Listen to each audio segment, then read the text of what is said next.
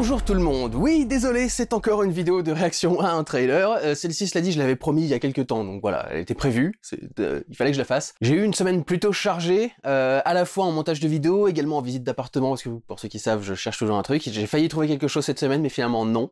Donc voilà, j'ai pas vraiment eu le temps de faire grand chose de plus que corriger le Pourquoi j'ai tort une dernière fois avant de le mettre en ligne pour les tests Disney. Parce qu'il y a toujours 2-3 petits détails à corriger par-ci par-là, donc c'est... J'avais pas dit dans la dernière vidéo qu'il était fini, je disais qu'il y avait encore des trucs à corriger. J'ai fait ça, mais j'ai pas encore eu le temps de commencer à bosser sur un mini rattrapage par exemple. Donc voilà, il y a un nouveau trailer de Jurassic World Rebirth qui est sorti cette semaine, et je l'attendais du coup pour faire aussi une réaction à celui qui est sorti au début de l'année. Je suis très enthousiaste et curieux de ce que va donner cette bande-annonce. Je suis très optimiste par rapport au fait que ce soit Gareth Edwards qui réalise ce film. Gareth Edwards qui a donc fait le Godzilla de 2014 après son tout premier film à lui perso qui s'appelait Monsters, et qui a réalisé Rogue One, c'est-à-dire l'un des seuls bons trucs à être sorti de Lucasfilm version Disney. Donc c'est quand même quelqu'un que j'apprécie beaucoup. Je m'attends à le voir parfaitement gérer l'aspect menaçant des dinosaures. C'est un mec qui sait très bien gérer le grandiose et les rapports de taille.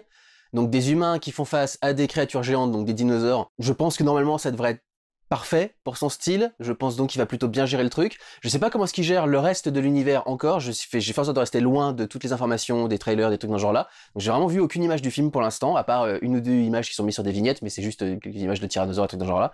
Donc je pars vraiment sur rien, je sais absolument rien de ce film pour l'instant. Je vais tout découvrir là maintenant.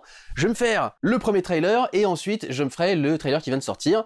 Petit détail, c'est Universal qui fait ce film. Je m'attends donc à ce que la vidéo reçoive des tas de soucis au niveau droit d'auteur.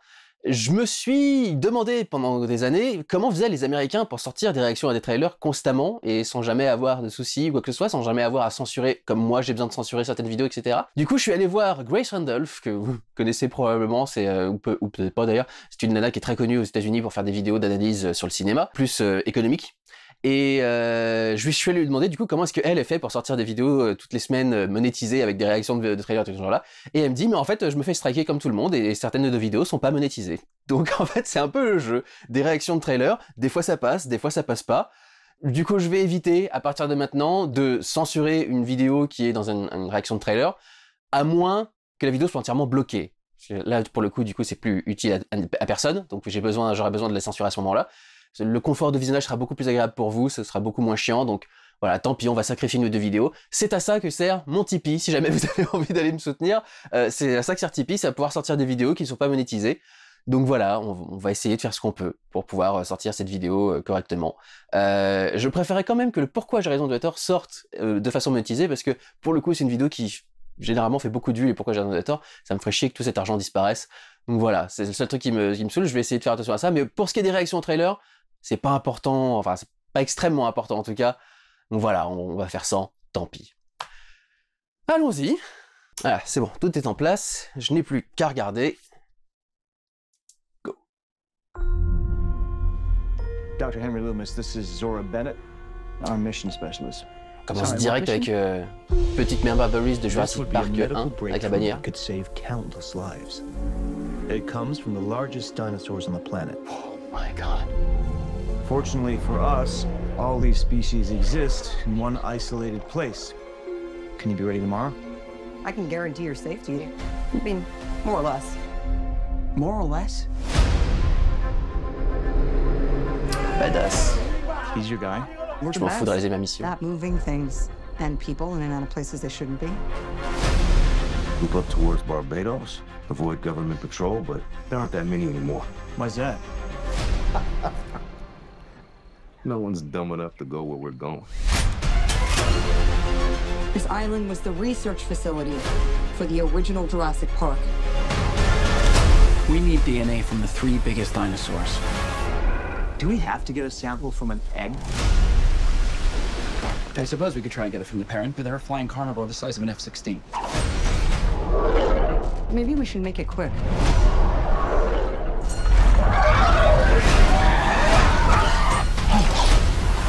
Pourquoi il y a un temple? These dinosaurs were too dangerous for the original park. Please don't say they're raptors. They're raptors.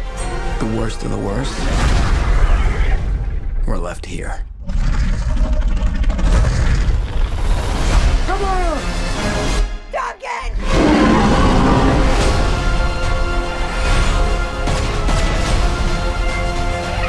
We put ourselves in a place we don't belong. Survival is a long shot. What the hell are those? They're helping the Mosasaur. Defend territory, stalk, hunt. None of what you just said is good.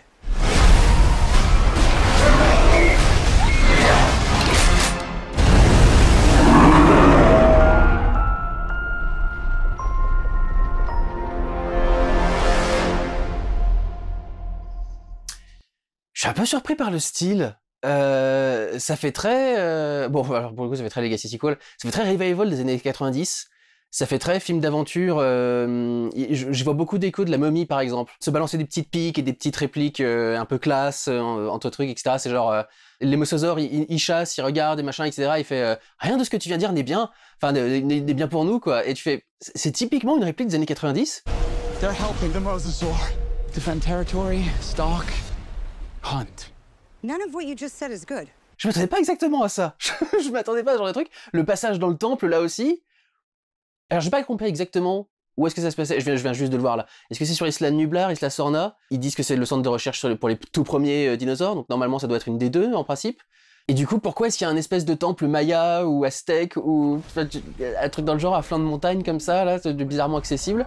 Ça fait très Indiana Jones, en fait, plus que Jurassic Park ou World, ce que je vois pour l'instant. Je vais regarder une deuxième fois sans devoir faire une réaction, etc., pour pas être vraiment concentré dedans, mais pas exactement ce à quoi je m'attendais. Je sens dire que je suis déçu, mais c'est pas exactement ce à quoi je m'attendais. Vous savez ce qui m'impressionne vraiment beaucoup? Ce film a été tourné l'année dernière. Quasi l'été dernier, et il a déjà cette gueule. Gareth Edwards est un dieu. Honnêtement. Enfin, il est pas forcément très bon au niveau thème, au niveau de ce qu'il propose, mais pouvoir sortir un film avec cette gueule en même pas un an, c'est incroyable. C'est la raison pour laquelle, à la base, le film devait être réalisé par... je sais plus comment il s'appelle, encore une fois, son nom m'échappe toujours. L'associé de Chad Stahelski, je sais plus, qui avait co-réalisé le premier John Wick. Il a été viré pour différents créatifs, etc. Et le différent créatif était en grosso modo, il faut que tu nous fasses un film en un an. Et le mec, il a dit, je peux pas vous faire un film en un an, je peux pas le faire comme ça. Et Gareth Edwards a été rappelé à la rescousse. Il a débarqué sur le truc au dernier moment. Et en un an, il nous sort ça. Et encore, ce trailer, c'était il y a 3 mois, quoi. C'est absolument dingue. Parce que, en principe, la production d'un film comme ça, c'est 3 ans. 1 an de pré-prod, 6-7 mois de tournage, éventuellement. Et ensuite, post-production pendant 18 mois à peu près.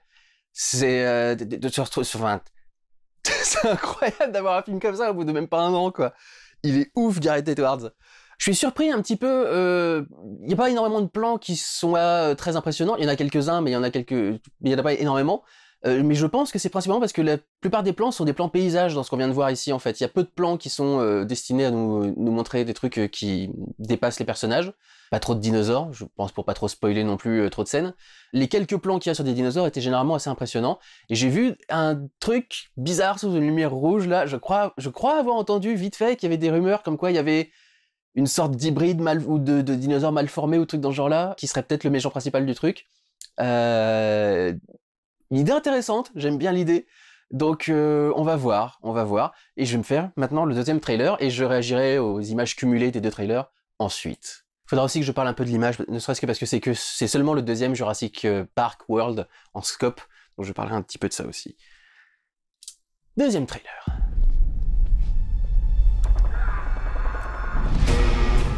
Beau labo d'InGen tout clean.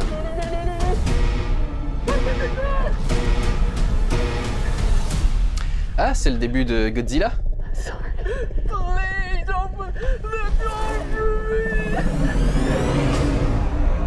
Donc ça, c'est l'espèce de mutant bizarre. On the island we're headed to, 24 species have survived there alone. The theme park owners did experimental work, leaving only the worst ones here. Ça, c'est un plan qui m'a un sentiment de grandiose. Nice.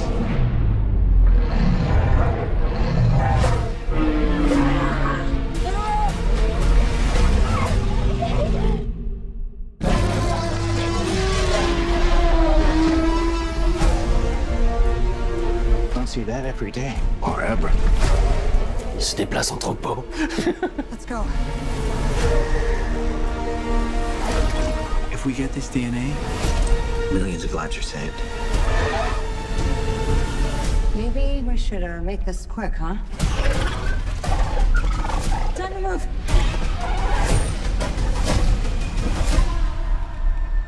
we put ourselves in a place where we don't belong. Survival is a long shot. That's kind of our specialty. She's scared. She's scared. Oh, petit dinosaure mignon à prendre avec toi, je suis pas sûr.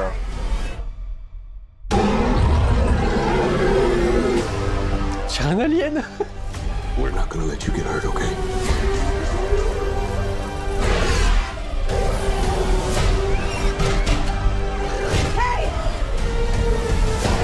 There was a source. We found it?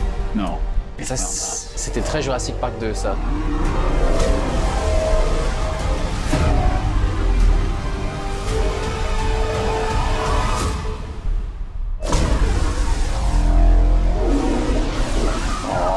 Oh, c'est cool. C'était cool ce plan.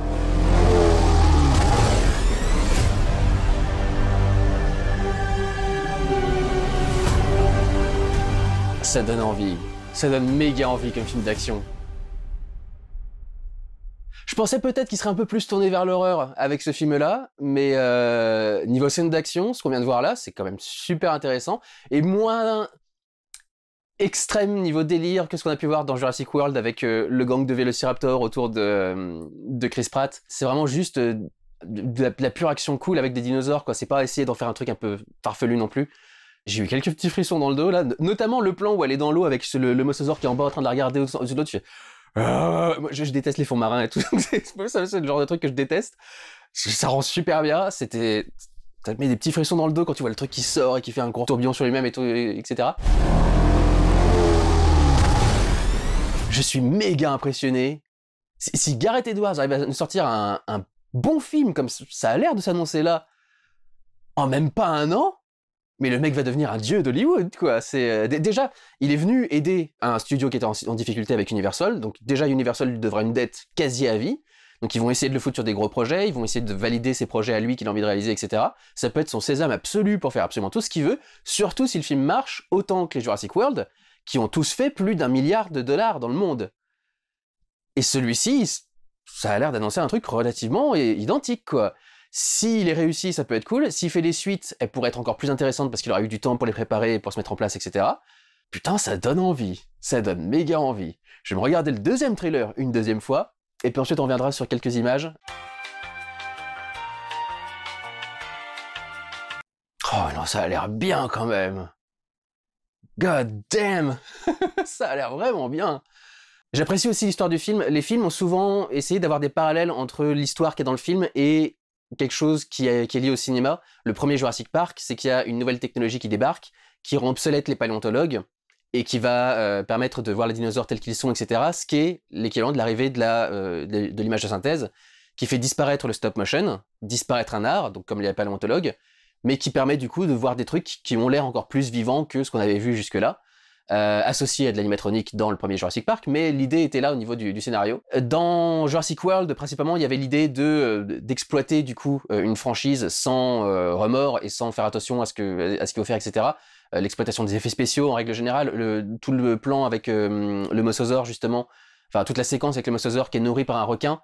C'est l'idée que le requin, c'est Jaws en fait. C'est le premier blockbuster qui a été créé par Spielberg, qui a aussi fait Jurassic Park, qui a été un des plus gros blockbusters du monde. Et on a donc cette créature de blockbuster qui se nourrit d'une autre créature de blockbuster qui est beaucoup plus petite qu'elle parce que le blockbuster a tellement augmenté et est devenu tellement énorme qu'on doit arriver à un mosasaure plutôt qu'à un requin, quoi. Ou un requin géant avec Mégalodon, par exemple, les films avec Jason Statham. Donc il y a quelque chose qui est vachement intéressant à ce niveau-là. Et je trouve que là, l'histoire, c'est en gros, il faut qu'on arrive à exploiter cette licence jusqu'à la dernière goutte, quoi. On va aller retourner sur une île pour récupérer l'ADN de très grands dinosaures qui avaient jamais été vus dans les parcs jusque-là, parce que peut-être que ça pourra alors soigner une maladie dans le truc, mais du coup rapporter des bifetons à Universal pour le monde réel. Et du coup, je trouve que ce parallèle est intéressant à intégrer dans le truc et que ça montre que le film est pas complètement stupide non plus. Donc ouais, plutôt très très intéressant. Et donc on va commencer vite fait à faire une analyse. Je vais principalement me concentrer sur le deuxième trailer puisqu'il y a plus d'images en principe, mais je reviendrai vite fait sur le teaser pour voir si j'en ai loupé quelques-unes qui étaient intéressantes. Je voudrais commencer par le trailer parce que une des premières images est justement très intéressante. Tac, le tout premier plan sur le laboratoire d'InGen, donc probablement un flashback qui sera présenté au début du film. Ce film est donc particulier dans la saga Jurassic Park parce qu'il est en cinémascope. Il est en 2.35 et le seul film 2.35 de la saga Jurassic Park et World, c'est Jurassic World 2.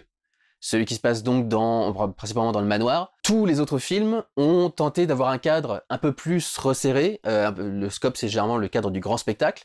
Jurassic Park 1, 2 et 3 sont tous en 1.85, qui est donc un ratio qui est à égalité entre la hauteur d'un humain, qui serait le mieux cadré par du 1.33, du 4/3, et la taille d'un dinosaure, qui est généralement plus large sur les côtés, et qui du coup collerait plus à du cinémascope.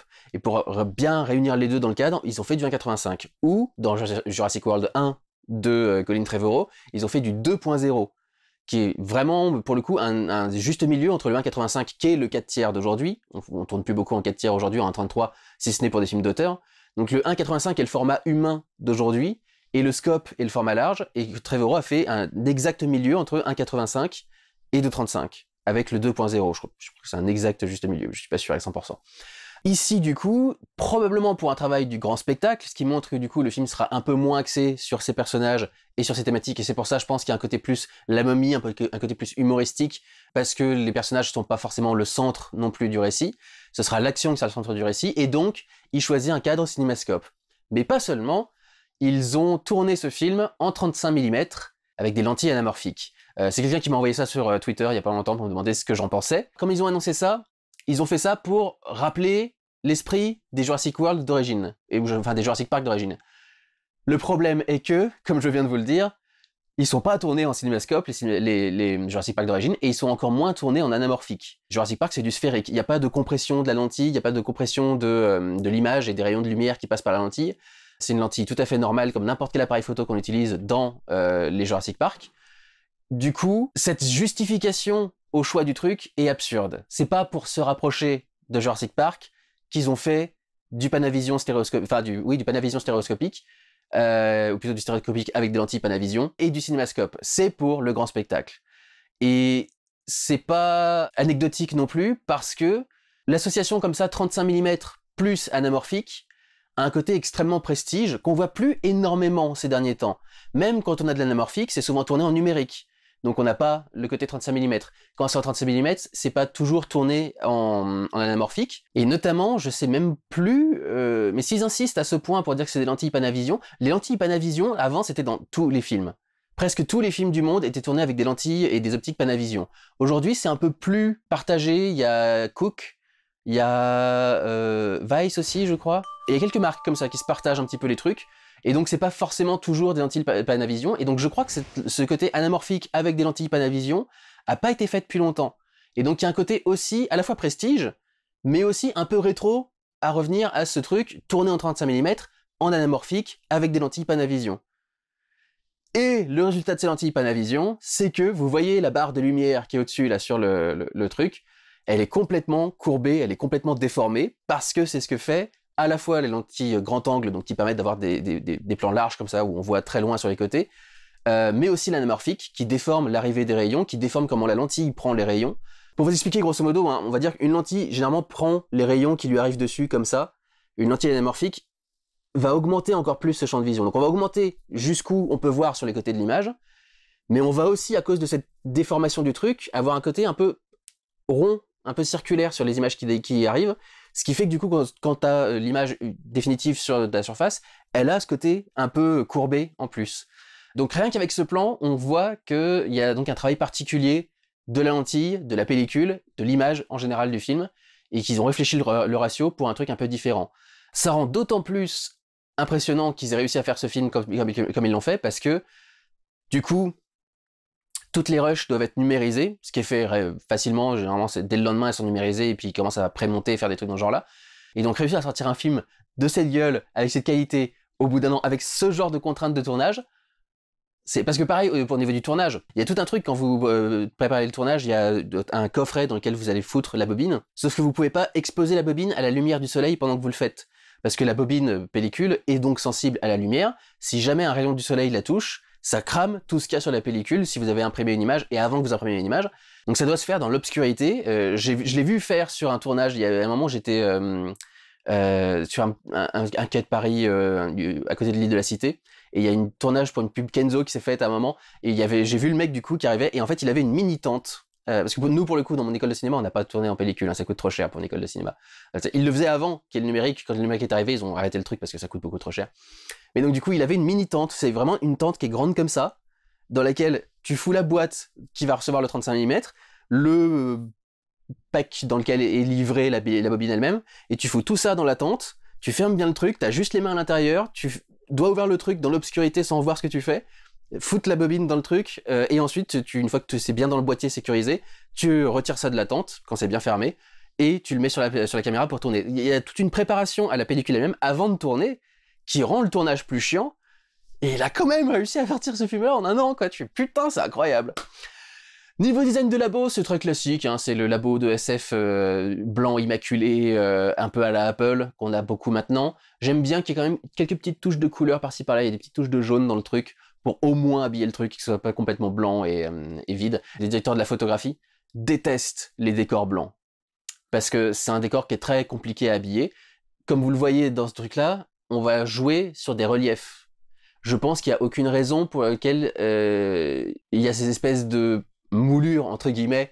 Vous voyez, il y a la porte là qui est grise. Donc déjà, il y a du gris autour de la porte. Je suis pas sûr que ça serve beaucoup à grand chose. C'est juste pour que le décor soit pas entièrement blanc. Et à côté, il y a ces espèces de trucs qui dépassent des murs.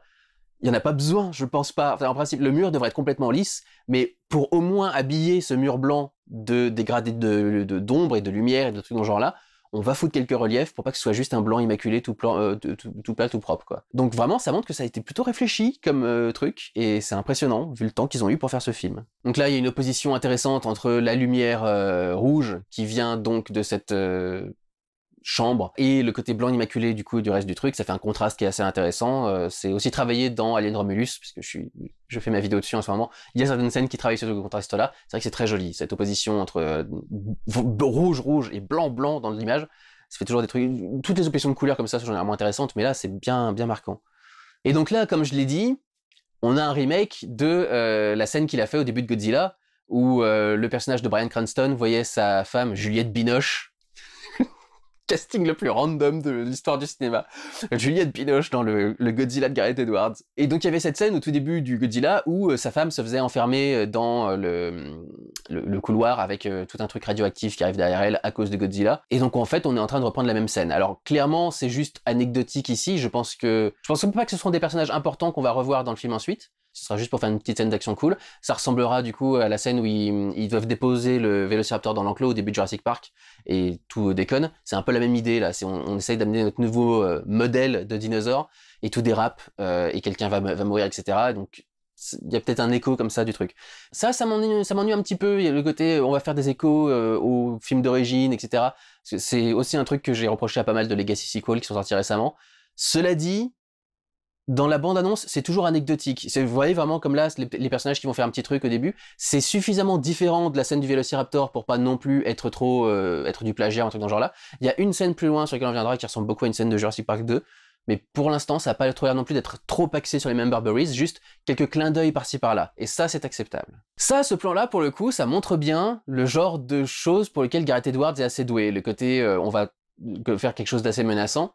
Il y a les deux personnages donc qui sont en train de se regarder à travers la vitre, et à travers le reflet, on voit la créature, donc ce dinosaure mutant qui est en train d'arriver derrière, et on voit qu'il est tout en bord de cadre, la mâchoire est vraiment pile poil collée sur le bord du cadre au-dessus, avec tous les personnages qui sont en dessous, y compris ceux qui sont les plus proches de la caméra, ce qui montre bien du coup la taille des mesures du truc. Même un personnage proche de la caméra est plus petit que ce qu'il y a dans le reflet. Et il y a une jolie composition en triangle du coup, parce qu'on a le dinosaure, le personnage et puis le scientifique qui est à côté.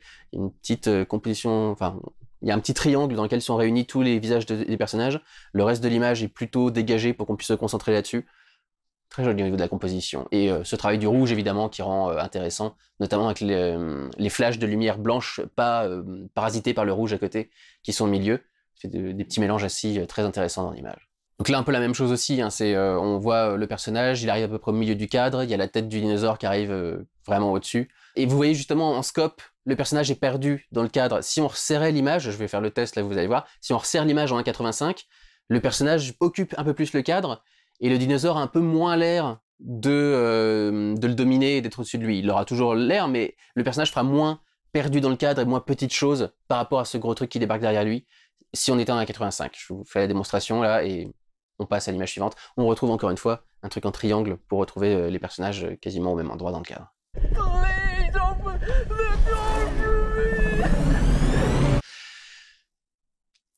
Je sais pas quoi penser de cette performance. Il y a un côté t'es tellement terrifié que tu fais pas attention à comment tu parles et comment tu fais ton truc, etc. Mais il y a aussi un petit côté un peu ridicule et comique.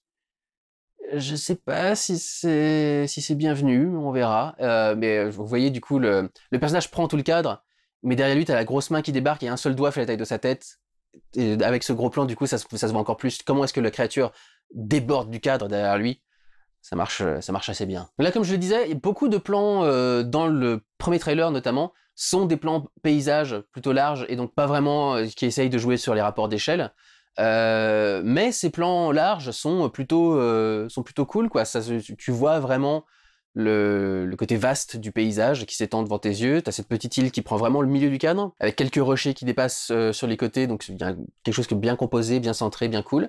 C'est le bateau qui est d'une couleur qui se détache énormément des couleurs naturelles. Le bleu de l'océan, le vert de la végétation, mais un peu le gris des pierres qui sont à côté, et d'un seul coup t'as le rouge, qui est une couleur qui est pas si habituelle que ça dans la nature est plutôt verte généralement, et du coup ça fait ressortir l'idée, ces humains n'ont rien à faire là en fait. Ils jurent par rapport au reste du décor. Avec ce rouge, cette tache de rouge là, ils jurent par rapport au bleu de la mer, ils jurent par rapport au vert de la terre, et c'est là qu'on va trouver tous les dinosaures qui vont les attaquer, sur la terre et dans l'océan. Il y en a deux d'ailleurs dans l'eau, rivière et océan, donc ils utilisent beaucoup l'eau dans celui-ci. Je crois que j'ai cru entendre que c'était des scènes qui venaient du roman original Jurassic Park, qui n'avaient pas été adaptés par Spielberg, mais qui sont adaptés maintenant. Le côté aussi, ils sont pas au centre du coup, ils sont vraiment sur le côté, ils brisent la symétrie du plan. Parce que du coup, ils sont juste sur un côté, alors que le plan est plutôt symétrique et bien cadré pour être centré, etc. Eux, ils sont sur le tiers ou le quart du côté, donc il y a un côté intéressant vraiment dans comment est-ce que le bateau ne devrait pas être là. Il commence à se transcrire visuellement. On va passer rapidement dessus, mais il y a un jeu de lumière qui me semble intéressant autour du personnage de Mahershala Ali, puisque du coup le personnage de Mahershala Ali est noir. Les personnages noirs, surtout avec des couleurs de peau très sombres, sont compliquées à éclairer parce que la lumière du coup est moins reflétée par leur peau et donc du coup ça peut être compliqué de les voir correctement. Et donc comment est-ce qu'il fait en sorte qu'on le voit bien? Il y a clairement une lumière qui vient du dessus parce qu'on voit les ombres sur sa chemise, etc. qui descendent. Mais si vous regardez sur le plafond, il y a une grosse marque de lumière qui débarque et on voit que quand il bouge, du coup son ombre bouge avec ce truc-là. Donc il y a une lumière en bas aussi qui est faite pour renvoyer de la lumière par le bas, qui va sans doute créer les reflets qu'il y a sur sa peau et sur son visage, et qui du coup arrive ensuite sur le plafond, qui va lui-même refléter la lumière à nouveau par au-dessus, donc ça va compléter l'éclairage de base et pas paraître trop absurde, mais je pense qu'il y a un rehaussement par le bas sur ce cadre-là, sur ce plan-là, pour rendre le personnage parfaitement visible. Je trouve intéressant également, très souvent dans les films de Gareth Edwards, à l'exception de Godzilla, son histoire c'est un mec qui doit accompagner une nana dans une jungle généralement dangereuse. Dans Monsters, il doit la ramener à son père, pardon. Dans Rogue One, c'est un peu la même chose. Faut aider Jean à retrouver son père, mais à travers son père, c'est les plans de l'étoile noire. Et ça se finit donc sur une planète de jungle avec Scarif, je crois. Et c'est la même chose pour The Creator, où il y avait un personnage qui devait ramener la petite gamine androïde dans un lieu des résistants, je crois. Et là, c'est l'inverse. C'est une meuf qui doit accompagner un groupe dans une jungle dangereuse et qui va être du coup celle qui aura la responsabilité du truc. Donc je trouve intéressant qu'il ait inversé en fait son gimmick habituel cette fois-ci. En parlant des gimmicks de Gareth Edwards, est-ce que ceci est un motherfucking tank? Gareth Edwards, il est très bien, je l'aime beaucoup, je l'admire, j'admire ce qu'il fait au niveau du travail, sa capacité à gérer les effets spéciaux et à mettre en scène le gigantisme, etc. Mais alors putain, il a un gros trip de beauf, c'est qu'il adore les tanks. Et je me demandais comment est-ce qu'il allait en foutre un dans Jurassic World. Apparemment c'est un tank abandonné, il va pas être utilisé. Mais ce que je vois là, ça ressemble bien à des chenilles gigantesques. Alors c'est peut-être pas un tank, c'est peut-être un truc pour aplatir une zone ou un truc dans ce genre-là pour des travaux. Je vois qu'il y a une usine derrière avec des tuyaux, des machins qui passent. Donc peut-être qu'il y a une raison particulière, mais le gros véhicule à chenilles, généralement un tank, c'est un des gros délires de Gareth Edwards, et je vois bien qu'il l'a fait là. Dans le même plan, on a un autre des gimmicks de Gareth Edwards, c'est l'inutilité des barrières. Dans tous les films de Gareth Edwards, il y a des barrières qui sont censées être infranchissables. Il y a la frontière dans Monsters, plusieurs barrières naturelles ou construites par l'homme dans Godzilla. Il y a le centre dans lequel il y a le Muto, il y a plein de câbles qui doivent le retenir en principe, et il finit par tous les péter pour en sortir. Dans Rogue One, il y a tout le bouclier qui est autour de Scarif qui est censé être impossible à prendre, et les rebelles vont le détruire. Et dans The Creator, il y a énormément de lieux qui sont en principe à accès restreint, dans lesquels tu peux pas aller, où il y a des barrages policiers et trucs dans ce genre-là, et les personnages arrivent toujours à les passer. Donc l'inutilité des barrières, c'est quelque chose qui arrive régulièrement, et là nous avons donc cette clôture marquée danger 10 000 volts, et tout le monde vient de la passer sans aucun souci parce qu'elle fonctionne plus depuis des années, donc c'est une barrière qui est devenue inutile. En un seul plan de Gareth Edwards, on a le personnage qui a inversé du coup son truc, le putain de tank, les frontières. C'est quand même un film de Gareth Edwards. Je trouve ça incroyable qu'il a réussi à y insuffler sa personnalité à ce point-là, alors qu'il arrivait en catastrophe pour réaliser un film en même pas un an, quoi. Quand même, il y a du talent derrière tout ça. Le plan de nuit est cool, mais c'est probablement une fausse nuit. Je pense que ça a été étalonné pour sembler à une nuit. Parce que les personnages sont quand même très très bien éclairés. On voit bien les bras, par exemple, de Scarlett Johansson se voit bien par rapport au reste de son costume. Et je pense que de nuit, son bras serait un peu plus sombre. Donc je pense que c'est juste un plan qui a été un peu assombri. Sans doute que la brume aussi a été rajoutée avec le tank. C'est pas forcément mauvais, parce que c'est très compliqué que la nature t'offre exactement ce que t'as envie d'avoir. Je veux une matinée en pénombre, avec un peu de brume, avec telle teinte de lumière, etc. Ça n'arrive pas, donc tu le gruges ensuite en post-prod.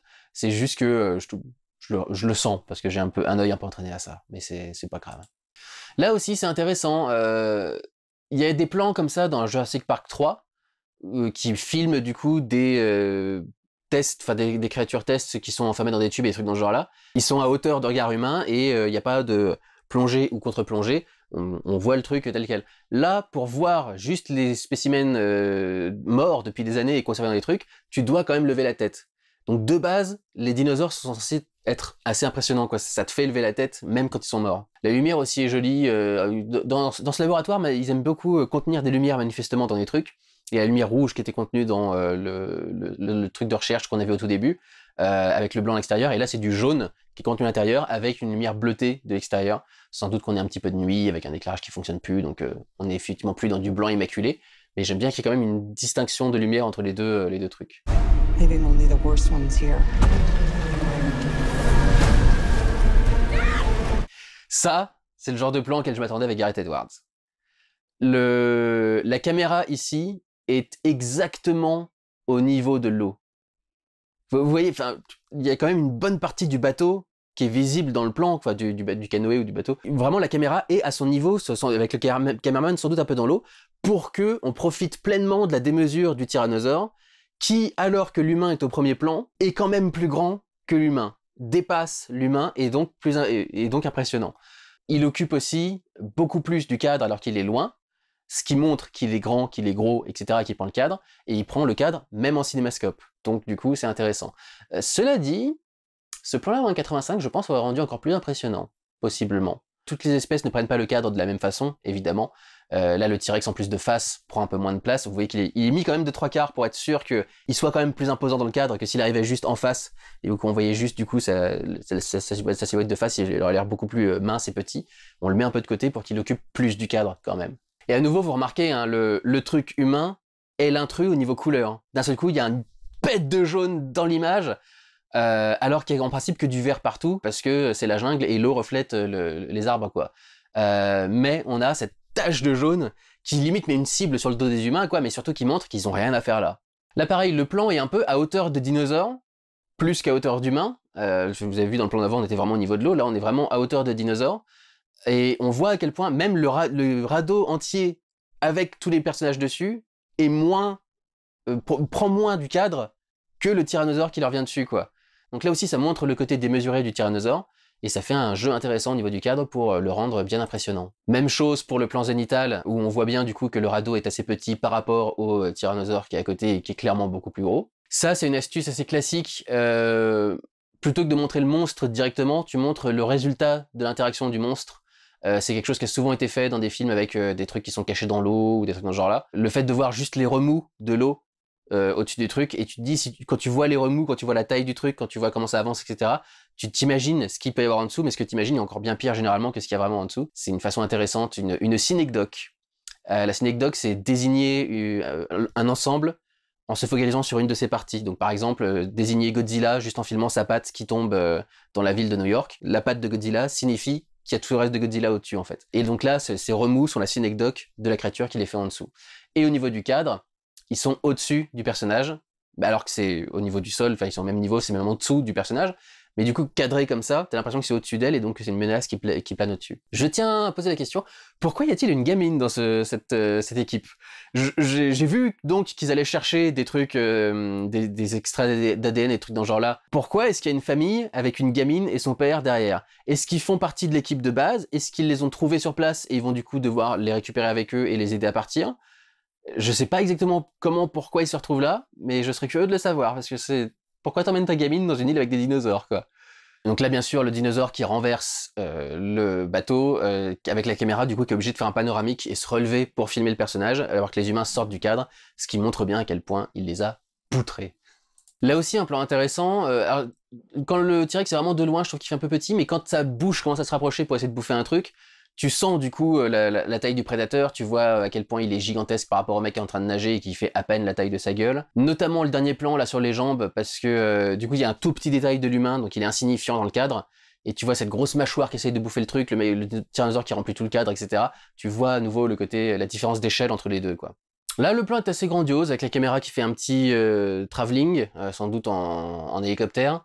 Le plan est très très large, assez en hauteur. Et malgré tout, les brontosaures, brachiosaures, je ne sais pas exactement lequel on a ici, sont presque au niveau de la caméra. Mais du coup, il y a une très très grande perspective avec le plan qui s'étend extrêmement loin. Et le plan est entièrement rempli de ces dinosaures, donc du coup, ça donne un côté assez impressionnant effectivement, quoi. Je disais, ils se déplacent en troupeau, etc. C'est plus de dinosaures en un seul plan qu'on en a vu dans tous les autres Jurassic Park et World, il me semble, a priori. Donc il y a quand même un côté impressionnant à ce truc-là. Et c'est intéressant aussi de jouer sur les ombres. Ça crée une image un peu plus dynamique, un contraste un peu plus intéressant, et ça épouse mieux le relief de l'environnement. Alors si on avait éclairé ça avec les lumières presque au centre du cadre qui vient vers nous, on aurait presque pas eu les ombres, ça aurait très peu montré les reliefs de l'environnement, et donc du coup c'est intéressant d'avoir filmé ce plan-là avec cette ombre-là, ou en tout cas peut-être d'avoir généré ce plan-là, parce que peut-être qu'il n'y a pas grand-chose de réel dans cette image. Avec cette lumière-là, ça découpe mieux, ça dessine mieux les reliefs.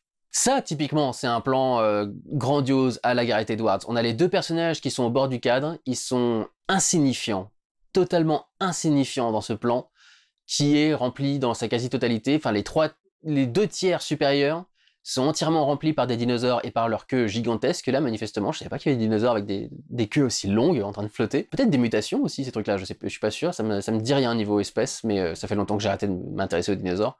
Les humains ont le tiers inférieur du cadre, et encore, ils ont le tiers du tiers inférieur du cadre, et les dinosaures, eux, remplissent tout le truc. Donc ça montre bien la différence d'échelle entre les deux, et c'est exactement ça le genre de plan que je m'attendais à voir dans un Jurassic World de Gareth Edwards.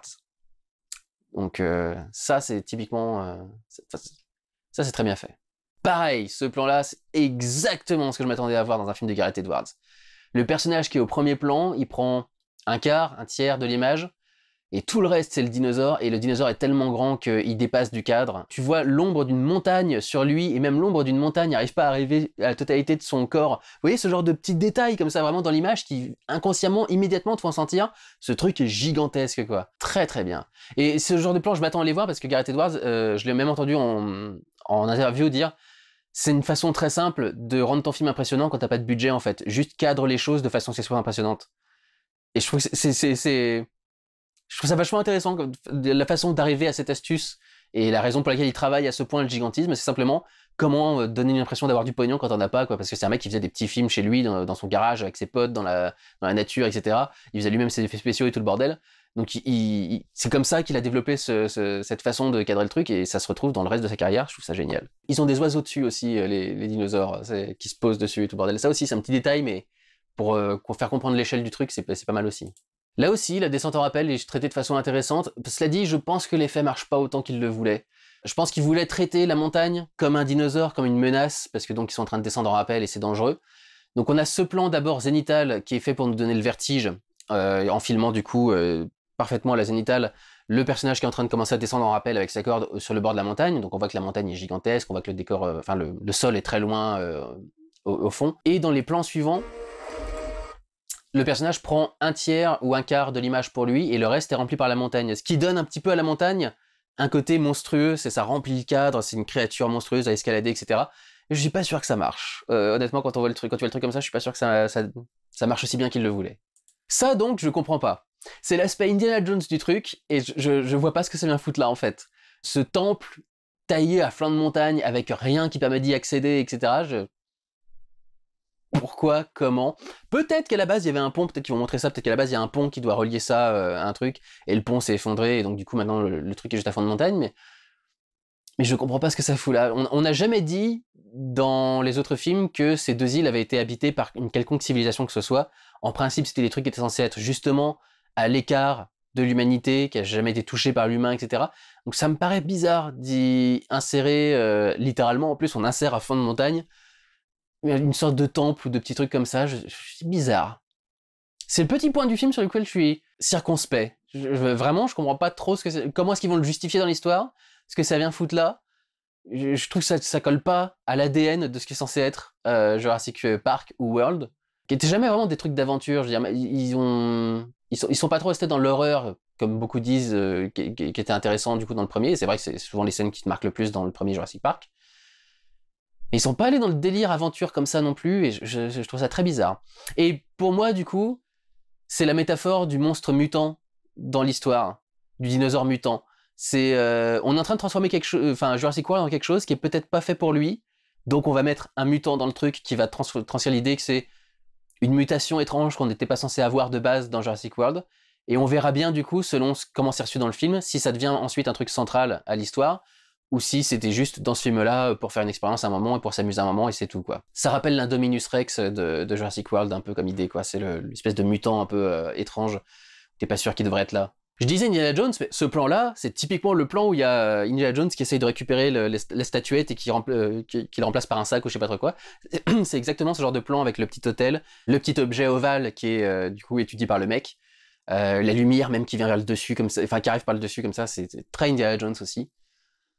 Donc là, il y a toute une succession de plans sur ce dinosaure volant qui débarque dans ce qui est manifestement son nid, et qui est très énervé, et on voit bien que dans le cadre, il prend toujours plus du cadre que tous les autres personnages humains.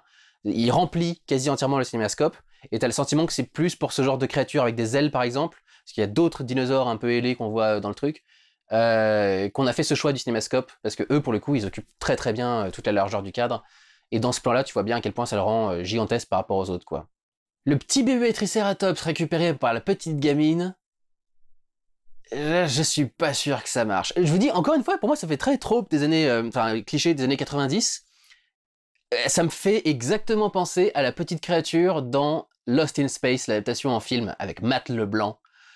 Il y a une petite créature extraterrestre comme ça, qui est récupérée par l'adolescente du truc, et pour moi, c'est ce genre de dynamique qu'on essaye un petit peu de reproduire, et qui fait très années 90, le petit sidekick animal rigolo, etc. Pas forcément animal d'ailleurs, ça fait un peu Nono, le petit robot dans Ulysse 31 par exemple aussi. C'est le petit accessoire du petit gamin du truc.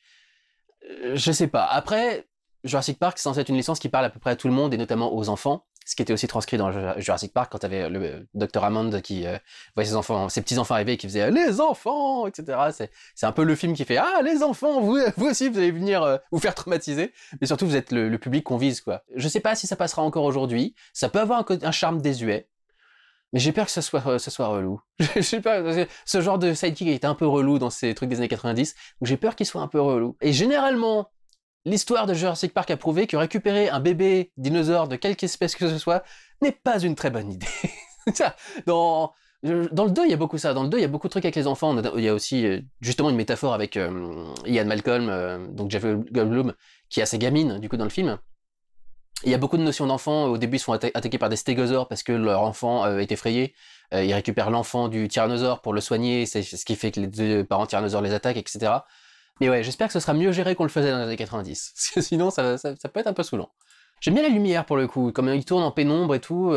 C'est généralement le scope anamorphique demande plus de lumière, donc c'est compliqué de bien éclairer et surtout de faire de la pénombre aussi avec de l'anamorphique. Et là du coup, je trouve que ça rend plutôt bien. Il y a manifestement un gros spot très fat qui est à côté de là où le mec a balancé son flair.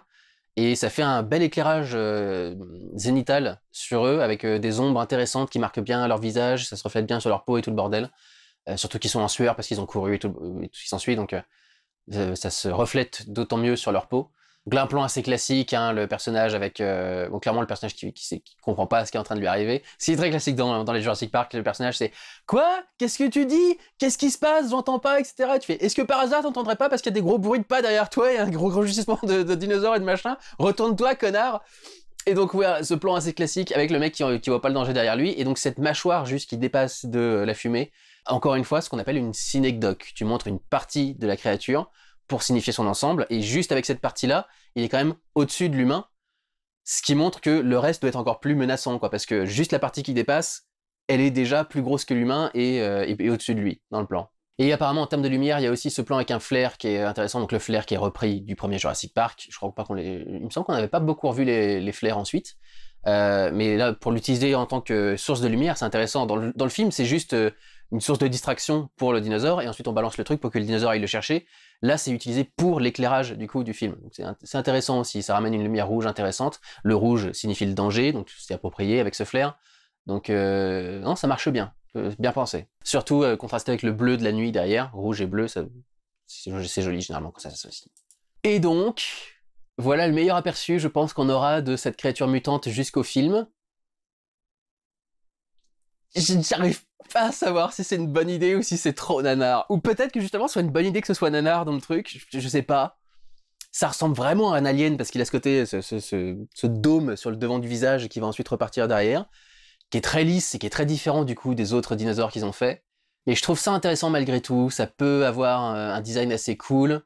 C'est aussi quelque chose qui manquait un peu dans Jurassic Park. Tu vois qu'ils peuvent faire des manipulations génétiques, tu vois qu'ils peuvent créer des trucs, tu vois même qu'ils peuvent créer l'Indominus Rex dans un autre truc, et tu dis, effectivement, jouer avec ça, en fait, jouer avec ce côté croisement ADN, jouer avec ce côté scientifique fou qui mélange des trucs qui ne devraient pas être mélangés, etc. Parce que ça peut du coup créer des trucs qui sont un peu originaux et différents. On n'a jamais vu ça dans un Jurassic Park. Est-ce qu'il faut qu'on le voit? Est-ce qu'il faudra qu'on le revoie une fois que ça s'est fait? Je ne sais pas. Mais au moins, il y a quelque chose de clairement original dans ce film-là par rapport aux autres films, quoi, qui pourrait être vachement intéressant. C'est pas anodin, je pense, qu'il soit éclairé par la lumière rouge du flair qui donc signale le danger dans ce plan. Et j'aime bien le fait que pour l'instant, en tout cas, ça reste bien dans l'ombre, on le voit pas trop, j'espère qu'il va bien le faire aussi dans le film, parce que plus il est indicible, plus il fera peur. Plus tu montres les trucs face caméra avec un gros soleil, moins c'est effrayant, même si c'est un dinosaure, ça reste très effrayant, mais si tu le laisses dans l'ombre en plus, où on se rend pas compte véritablement de son corps, de ses proportions, de ses machins, je pense que ça peut encore mieux marcher. Ça peut être une très bonne idée. Et ça peut être complètement nanar et complètement foiré aussi. Il faudra vraiment voir devant le film. Mais au moins, c'est intriguant et ça donne envie. Alors là, typiquement, ce plan sur cette créature qui déploie complètement ses ailes sur le truc, là, elle occupe complètement le cinémascope. Et tu vois que le scope est fait pour ces créatures-là, quoi. C'est fait pour rendre la démesure et le danger de ces créatures-là. Et même en scope, elle est recadrée. Elle dépasse du cadre. Il y a du hors-champ dans le truc. Donc ce qui montre vraiment à quel point le truc est menaçant et dangereux, etc. C'est même un cadre scope arrive pas à le gérer en entier, quoi. Notamment quand on est avec un point de vue d'humain. Clairement là, je crois qu'on est dans un subjectif à l'intérieur d'une voiture. Je crois que ce qu'on va dépasser, c'est le lave-vitre. Non, ça marche très bien comme idée. Et alors là, je vous dis, cette scène où il y a des enfants qui sont enfermés dans un lieu qui est plus ou moins en sécurité, et l'adulte qui essaye de distraire la créature qui attaque en allant se planquer en dessous d'une voiture, etc. Ça, c'est Jurassic Park 2. La scène où Jeff Goldblum, donc Ian Malcolm, doit protéger sa fille, du coup, qui est menacée par des vélociraptors, et son ex, qui est joué par Julianne Moore aussi, il me semble qu'elle est dans le même truc. Et il le fait en attirant les dinosaures vers lui, en allant se planquer sous une bagnole, etc. Je crois même qu'il y a un côté un peu station essence, un peu dans ce style-là. Il y a un gros écho de cette scène-là. Après, la scène est suffisamment différente, manifestement, pour rester intéressante. La créature est différente, les enfants sont pas dans la même situation exactement. Il y a une notion de hauteur aussi dans Jurassic Park 2 qui n'est pas ici, manifestement c'est en plein pied. Mais il y a clairement un écho ici d'une scène d'un autre film. J'espère que le film n'est pas une collection de scènes qui essayent de ressembler à un autre film. Mais les scènes qu'on a vues jusque-là ne l'étaient pas vraiment, donc je pense pas. Je pense que ce sera vraiment du pur clin d'œil, je crois. Voilà, pareil avec le Mosasaur, t'as plein de plans qui sont impressionnants. Le panoramique quand il sort de l'eau pour le filmer, parce que pareil, tu peux pas juste garder la caméra au sol, donc ça montre la puissance du truc, jusqu'où est-ce qu'il saute, ça démesure, etc., etc. T'as des plans qui montrent bien qu'il fait la même taille qu'un bateau, donc le truc qui est aussi gros qu'un bateau, donc beaucoup plus gros que les humains qui sont sur le bateau, donc tu vois le danger. Il y a le passage où il les colle du coup au bord de cette montagne, où il les fait racler la montagne, qui a l'air filmé de façon assez intéressante, avec la caméra qui va se rapprocher des personnages, qui va se retrouver confinée elle aussi entre le bateau et le truc et le rocher. Et alors ouais, ce plan, avec le Mosasaur qui les regarde avec l'œil qui se braque bien sur elle, alors qu'il est juste en dessous de l'eau en train de les suivre, etc. Ça c'est bien flippant, et je l'avais pas vu encore dans d'autres trucs Jurassic Park. Ça rappelle un tout petit peu l'œil du tyrannosaure à la fenêtre quand les enfants sont dans la voiture, mais dans des circonstances encore plus ouf, quoi. C'est pas une voiture à l'arrêt, c'est un bateau qui est en train d'avancer à fond de la caisse, et malgré tout t'as le truc qui est en train de les suivre et qui est parfaitement synchro avec la vitesse du truc. Ça rend plutôt menaçant et impressionnant. J'aime beaucoup cette idée-là. Ah, il est en 3D! Excusez-moi, je viens de remarquer le logo. Je crois que même Marvel a arrêté de sortir des films 3D maintenant. Thunderbolts et tout ça, et Captain America, je me souviens pas avoir vu Real D 3D en dessous. Et là, c'est marqué Real D 3D, donc il est tourné, il sera montré, enfin, tourné. Je pense qu'il est tourné en 2D normal et il est post-converti ensuite, parce que les post-conversions sont de très bonne qualité maintenant. Au début des post-conversions, ils étaient horribles, maintenant elles sont de bonne qualité. Mais ça faisait longtemps que j'avais pas vu un film qui s'annonçait en 3D, quoi. Donc ça fait plaisir. Je vais pouvoir me faire une petite séance 3D en salle dans pas longtemps avec un bon petit Jurassic Park a priori. Ça paraît logique venant de Gareth Edwards, parce que justement la 3D aide énormément à faire ressentir le gigantisme. Rogue One en 3D, c'est un bon kiff, hein. Quand t'as Tarkin qui est devant sa fenêtre et qui voit l'étoile de la mort qui est en face et qui est gigantesque, etc. Et t'as une bonne profondeur dans la 3D qui est rendue, ça rend super bien.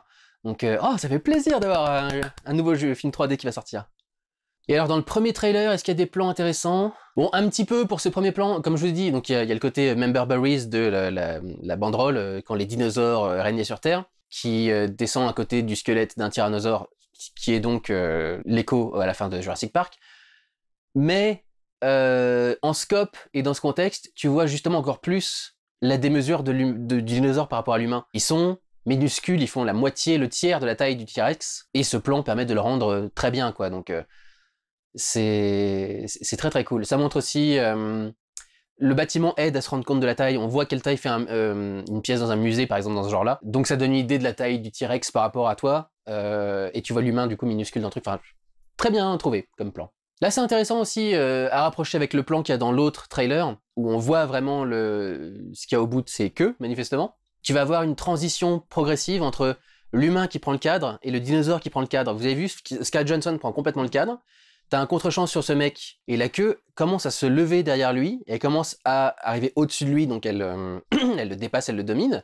Et ensuite, dans les autres plans, les humains vont devenir minuscules, et les dinosaures vont prendre le reste du cadre. Donc en fait, dans cette séquence, les humains vont commencer à devenir plus petits, et les dinosaures vont commencer à remplir le cadre. Encore une fois, vachement intéressant quand même. Enfin, c'est... Comment il a eu toutes ces idées en arrivant en catastrophe sur un film, quoi? Putain. Et quelque part, c'est une belle vengeance aussi de la part de Gareth Edwards, parce que il s'est passé l'inverse sur son Rogue One. Il a fait un Rogue One de A à Z, et quand le film était terminé, on a appelé, je sais plus comment s'appelle le mec, pour faire les corrections dans le script, pour faire des reshoots, pour faire des trucs dans ce genre-là. Et du coup, il y a toujours eu un astérisque sur cette réussite dans sa carrière, en fait. Il avait fait un film, et il y a un mec qui est arrivé d'un seul coup pour le sauver, quoi. Là, c'est lui qui est arrivé pour sauver un film. C'est le film qui allait pas se faire, c'est lui qui est arrivé pour le faire, il l'a fait de A à Z, tout seul, et manifestement, il a trouvé des bonnes idées en peu de temps, quoi. Ça, c'est une belle vengeance par rapport à Rogue One. Pour montrer, non, je suis pas un tâcheron, je suis pas un idiot, il y avait pas de souci avec Rogue One. Je suis un mec qui est vraiment doué, quoi. Pareil, sur ce plan-là, le squelette qui est gigantesque au-dessus d'eux, qui sont minuscules, c'est la caméra qui est qui est en grue, donc qui est à hauteur de dinosaures un petit peu, qui les filme, ça montre encore une fois par rapport au squelette comment est-ce qu'ils sont petits, insignifiants, quoi. Et je note qu'il y a des lumières qui sont très fat en règle générale. Là, ils sont donc éclairés de profil par une lumière qui vient de l'extérieur et de la fenêtre. Il y a beaucoup de plans où tu as des lumières zénithales qui tombent, comme avec la cachette de l'œuf et le côté Indiana Jones. Il y a un moment, ils sont dans une sorte de couloir d'évacuation, peut-être d'égout ou un truc dans un centre de recherche, etc. Et la lumière aussi tombe en douche depuis le dessus. J'ai l'impression qu'il y a beaucoup de travail des lumières fat dans ce truc-là. Peut-être pour pallier au scope anamorphique qui demande généralement un peu plus de lumière. Donc peut-être que du coup, il y a un travail général un travail général des scènes pour avoir un éclairage très fat, qui va bien éclairer tout ce qui doit être éclairé, et ensuite t'as plus qu'à faire un travail de rehaussement spécifique localisé sur le reste, donc c'est peut-être pour ça. Le plan sur Marshall Ali a ce côté un peu cheesy 90s aussi, avec la caméra qui se rapproche, le travelling avant de la caméra pour isoler le mec qui sort son one-liner, personne ne va là où on essaye d'aller, ou un truc dans ce genre là, c'est... Pareil, il y a un petit truc qui est intéressant là-dedans, un peu cheesy.